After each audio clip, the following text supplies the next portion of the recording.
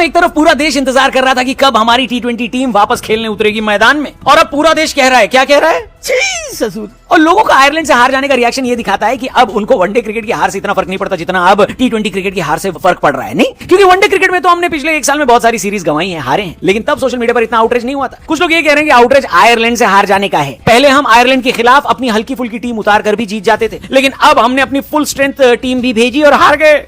तो इतना लाइफ खराब हो गया है। जबकि इस आयरलैंड टीम में कोई लेजेंड खिलाड़ी भी नहीं है, जैसे कि आज से 5-7 साल पहले हुआ करते थे। और तब भी दीपक हुड्डा जैसे नए बल्लेबाजों को हमने टीम में शामिल किया था, जो आयरलैंड के खिलाफ सेंचुरी मारकर आ गए थे। और ये बात गौतम गंभीर और उनकी टीम मैनेजमेंट को काफी परेशान तो कर रही होगी, क्योंकि अभी तक एक फॉर्मेट जहां पर गंभीर पर कोई उंगली नहीं उठा सकता था, वो फॉर्मेट था टी20 क्रिकेट। लोग भले ही कितने नाराज क्यों ना हो, लेकिन टी20 में टीम इंडिया की परफॉर्मेंस पर किसी की भी सवाल उठाने की हिम्मत नहीं थी, क्योंकि गंभीर के आने के बाद से हम एक भी सीरीज, एक भी टूर्नामेंट नहीं हारे और दुनिया की पहली टीम बने जिसने अपना टी20 वर्ल्ड कप टाइटल डिफेंड किया। अब नौबत ये आ गई है कि आयरलैंड के खिलाफ हम सीरीज एट बेस्ट डिफेंड कर सकते हैं, और ऊपर वाला ना करे कि कुछ गड़बड़ हो गई तो हम हार भी सकते हैं। और ऐसा ना हो, इसके लिए जरूरी है कि हमने पहले मैच में जो गलतियां करी हैं, वहां जिन प्लेयर्स ने परफॉर्म नहीं किया है उन पर हम सवाल खड़ा करें, क्योंकि कुछ गलतियां तो इतनी एलिमेंट्री थी कि अब क्रिकेट फैंस ही पूछ रहे हैं कि भाई ऐसा क्यों किया आप लोगों ने। आयरलैंड के साथ जो पहला टी20 मैच हम लोग हारे हैं, वो किस वजह से हारे हैं, और हारने के बाद कई सारे सवाल खड़े हुए हैं। उन सवालों के ऊपर आते हैं। पहला सवाल यह है जिसके बारे में लोग सोशल मीडिया पर पूछ रहे हैं कि भाई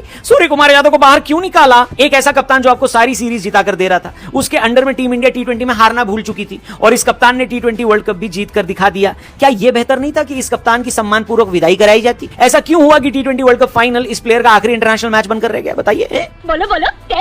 सूर्य कुमार यादव की खुद की फॉर्म 2 साल से कोई बहुत अच्छी नहीं थी, लेकिन लोग कह रहे हैं कि ऐसी क्राइसिस सिचुएशन में जब टीम सामने बड़ी नहीं होती थी, तब सूर्य कुमार यादव आपको उन टीमों से हारने नहीं देते थे। एग्जांपल दिया जा रहा है वर्ल्ड कप में अमेरिका के खिलाफ जो हमारी हालत पतली हो गई थी, तब सूर्य भैया की ही इनिंग थी जिसने हमारी इज्जत बचाई। वरना अच्छा लगता कि हम अपने घर पर अमेरिका से हार रहे हैं, बताओ। हेलो, बोलो बोलो, टेल। लेकिन बात तो यही सच है दोस्तों कि आपको सूरज की याद तभी आती है जब बहुत दिन आप बारिश देख लेते हैं, है कि नहीं। यहाँ तो एक दिन की बारिश में ही सूर्य की याद आ गई। नहीं, क्या बात है सर। सवाल कप्तान श्रेयस अय्यर पर भी उठ रहे हैं, और उनसे ज्यादा मैनेजमेंट पर उठ रहे हैं, क्योंकि कप्तान बनने से पहले श्रेयस अय्यर की टीम में जगह भी नहीं बन रही थी। क्या अचानक से बाहर से प्लेयर को लाकर टीम का कैप्टन बना देना सही था क्या, ये सवाल लोग पूछ रहे हैं मैनेजमेंट से। श्रेयस अय्यर याद रखिए कि एक ऐसी आईपीएल टीम की कप्तानी कर रहे थे जिसने अपने शुरू के 6 में 6 मैच जीत लिए थे, यानी पंजाब की बात कर रहे हैं हम लोग। इसके बावजूद उनकी टीम प्लेऑफ में क्वालिफाई नहीं कर पाई, और ये नाकामयाबी सिर्फ टीम की नहीं बल्कि कप्तान की कप्तानी पर भी रिफ्लेक्ट करती है कि नहीं। अब ये वो सवाल हैं जिनके जवाब टीम मैनेजमेंट को तो देने पड़ेंगे, वरना मेरे को पता है आपके पास भी वो जवाब होंगे। आप भी कमेंट करके बता देना। फिलहाल आगे बढ़ते हैं और दूसरे सवालों पर आते हैं जो लोग पूछ रहे हैं सोशल मीडिया पर टीम से और टीम मैनेजमेंट से। सवाल नंबर 2, जो कि सबसे फेमस सवाल है, पहले मैच के बाद बहुत पूछा गया ये सवाल कि हेलो भैया, वैभव सूर्यवंशी को आपने काहे को नहीं खिलाया।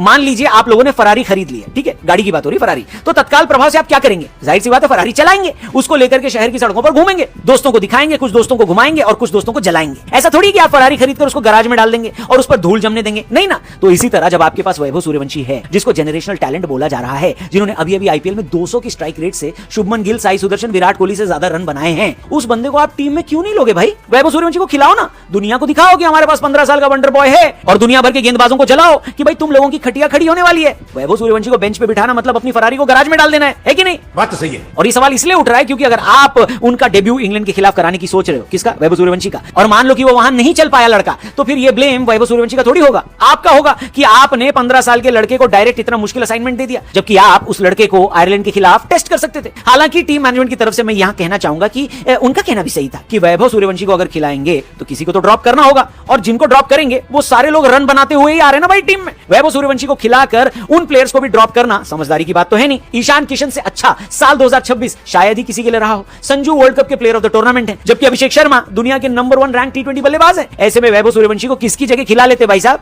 लेकिन हेलो हेलो हेलो हेलो, एक मिनट, मेरे ख्याल से अब इस सवाल का जवाब मिल गया है कि वैभव को किसकी जगह खिलाना चाहिए, वो हम आपको अगले पॉइंट में बताते हैं, ठीक है। तीसरा सवाल जो बहुत ज्यादा पूछा जा रहा है टीम मैनेजमेंट से कि भैया वॉशिंगटन सुंदर को इतने मौके क्यों दिए जा रहे हैं। ये बात सच है कि वॉशिंगटन सुंदर ने टेस्ट क्रिकेट में बहुत अच्छा करके दिखाया, लेकिन अगर आप वाइड बॉल फॉर्मेट देखेंगे तो उनको जितनी बैकिंग मिली है उस हिसाब से उनकी परफॉर्मेंस आई नहीं है। हेलो, एक ऐसे क्रिकेट सेटअप में जहां पर एक प्लेयर के 3-3 रिप्लेसमेंट मौजूद हैं जो उतने ही काबिल हैं, इतनी सारी चांस मिलना तो सवाल खड़े कर रहे हैं ना उनके लिए। हेलो, आयरलैंड के खिलाफ वॉशिंगटन सुंदर ने एक ओवर में 19 रन दिए, इसके बाद उनको ओवर नहीं दिया गया, और जब वो बल्लेबाजी करने आए तो 12 बॉल में 9 रन बनाकर आउट हो गए। मुझे नहीं लगता इससे खराब परफॉर्मेंस पहले मैच में किसी भी और खिलाड़ी की थी। आप बताइए, जब आप वॉशिंगटन सुंदर से गेंदबाजी नहीं करा रहे हैं तो क्या बेहतर नहीं कि उनकी जगह एक फुल टाइम बल्लेबाज को खिला लिया जाए जो वॉशिंगटन सुंदर से बेहतर बल्लेबाजी तो करता हो। इसीलिए मुझे लगता है कि वैभव सूर्यवंशी को अभिषेक शर्मा के साथ ओपनिंग करने दो और बाकी सबकी पोजीशन एक एक नंबर शिफ्ट कर दो। मतलब संजू 3 नंबर पर आएंगे, ईशान किशन उसके आगे आएंगे और श्रेयस अय्यर 5 नंबर पर आएंगे। इतना कोई फर्क नहीं होगा दोस्तों, और वैभव सूर्यवंशी की टीम में जगह भी बन जाएगी। आपको क्या लगता है, क्या वैभव सूर्यवंशी को वॉशिंगटन सुंदर की जगह दी जा सकती है टीम में? कमेंट करके बताना। मैं आपको एक इनसाइड इन्फॉर्मेशन दे देता हूं। ब्रॉडकास्टर की तरफ से ये प्रेशर बनाया जा रहा है कि वैभव को खिलाओ खिलाओ खिलाओ, और ब्रॉडकास्टर तो भैया फिर सारी चाबी अपने पास ही रखते हैं ना, है कि नहीं? उनकी वजह से डिसीजन लिए जाते हैं। अगर आपको न याद हो तो मैं याद दिला देता हूं कि एशिया कप में इंडिया वर्सेस पाकिस्तान के 3 मैच रखवा दिए गए थे, जबकि पब्लिक सेंटीमेंट यही बोल रहे थे कि भैया पाकिस्तान के साथ कोई भी रिश्ता मत रखो, उनके साथ क्रिकेट मैच भी मत खेलो। तो जब ब्रॉडकास्टर की वजह से इंडिया पाकिस्तान का मैच हो सकता है